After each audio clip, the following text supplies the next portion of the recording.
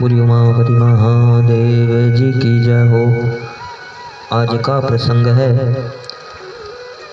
भगवान श्री कृष्ण का शिव जी को प्रसन्न करने के लिए तप करना।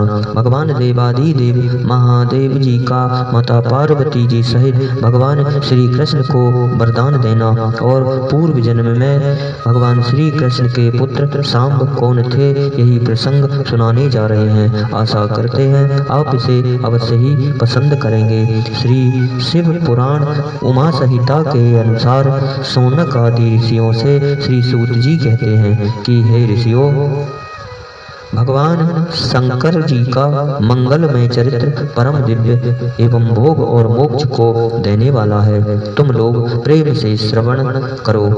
पूर्व काल में मुनिवर व्यास जी ने सनत कुमार जी के सामने ऐसे ही पवित्र प्रश्न को उपस्थित किया था और इसके उत्तर में उन्होंने भगवान शिव जी के उत्तम चरित्र का गान किया था। उस समय पुत्र की प्राप्ति के निमित्त भगवान श्री कृष्ण के हिमवान पर्वत पर जाकर महर्षि उपमन्यु से मिलने, उनकी बताई हुई पद्धति के अनुसार भगवान शिव जी की प्रसन्नता के लिए तप करने, उनके तप से प्रसन्न होकर पार्वती जी, कार्तिकेय तथा गणेश जी सहित शिव जी के प्रकट होने तथा श्री कृष्ण के द्वारा उनकी स्तुति पूर्वक वरदान मांगने की कथा सुनाकर सनत कुमार जी ने कहा कि श्री कृष्ण का वचन सुनकर भगवान भव उनसे बोले कि हे वासुदेव, तुमने जो कुछ मनोरथ किया है वह सब पूर्ण होगा। इतना कहकर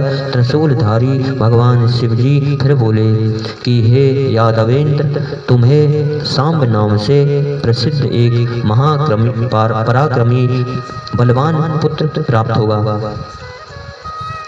भगवान शिव जी ने भगवान श्री कृष्ण से कहा कि तुम्हें एक महापराक्रमी बलवान पुत्र प्राप्त होगा।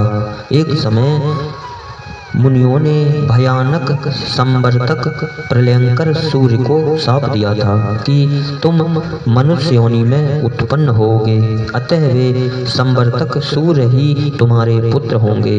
इसके सिवा जो जो वस्तु तुम्हें अविष्ट है वह सब तुम प्राप्त करो।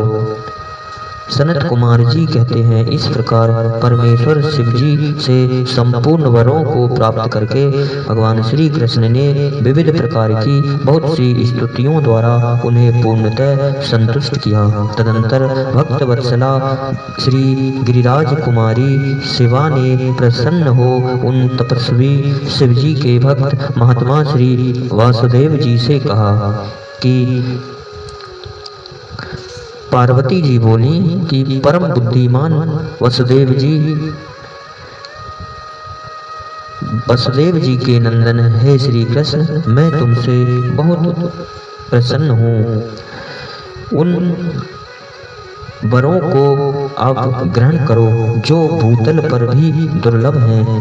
तब भगवान श्री कृष्ण ने कहा कि हे देवी, यदि आप मेरे इस सत्य तप से संतुष्ट हैं और मुझे वर दे रही हैं तो मैं यह चाहता हूँ कि ब्राह्मणों के प्रति कभी मेरे मन में द्वेष न हो।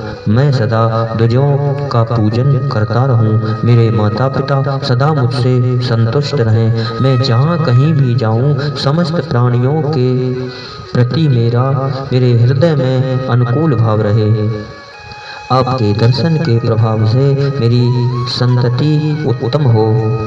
मैं सैकड़ों यज्ञ करके इंद्र आदि देवताओं को तृप्त करूं। सहस्त्रों साधु सन्यासियों और अतिथियों को सदा अपने घर पर श्रद्धा से पवित्र अन्न का भोजन कराऊं।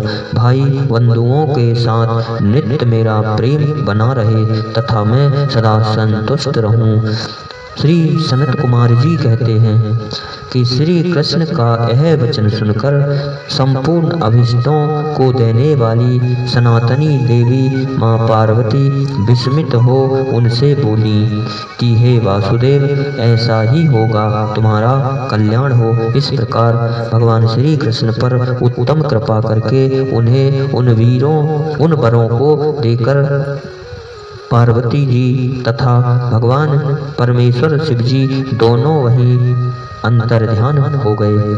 तदंतर कोशीहंता श्री कृष्ण ने मुनिवर उपमन्यु को प्रणाम करके उनसे वर प्राप्ति का सारा समाचार बताया।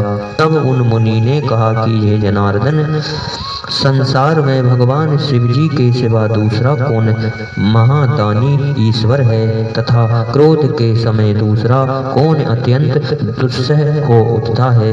महायशस्वी गोविंद दान तप शौर्य तथा स्थिरता में शिव जी से बढ़कर कौन है। अतः तुम शंभु के दिव्य ऐश्वर्य का सदा श्रवण करते रहो। तदंतर उपमन्यु के द्वारा भगवान शिव जी की महिमा सुनने के बाद उन मुनीश्वरों को नमस्कार करके वसुदेव नंदन के सब मन ही मन शंभु भगवान शिव जी का स्मरण करते हुए द्वारिकापुरी को चले गए। इन्हीं शब्दों के साथ बोलिए उमापति महादेव जी की जय हो।